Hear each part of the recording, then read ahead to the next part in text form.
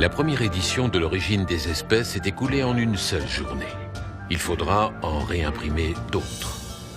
Au final, pas moins de 6 rééditions, corrigées et complétées par Darwin qui réagit aux attaques et aux critiques par l'intermédiaire de son livre. Intelligemment, il adapte son œuvre, la parachève. Il ne participe pas aux débats stériles, aux joutes entre partisans et opposants. Il se tient loin du tumulte. La force de ce livre repose dans sa taille raisonnable qui le rend accessible au plus grand nombre et pas seulement aux experts. En 1869, malgré les fortes oppositions, la théorie de Darwin semble enfin acceptée par la majorité du monde scientifique.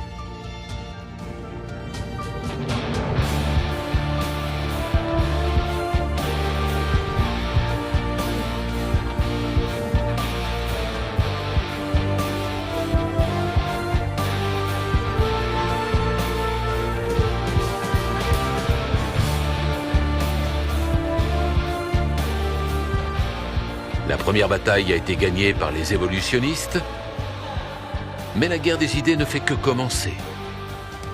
En réaction, un nouveau mouvement de contestation naît à la fin du siècle aux États-Unis dans les milieux évangélistes, le créationnisme, qui se base non pas sur une étude scientifique, mais sur une lecture littérale de la Bible et défend une idée de Dieu créateur de tout.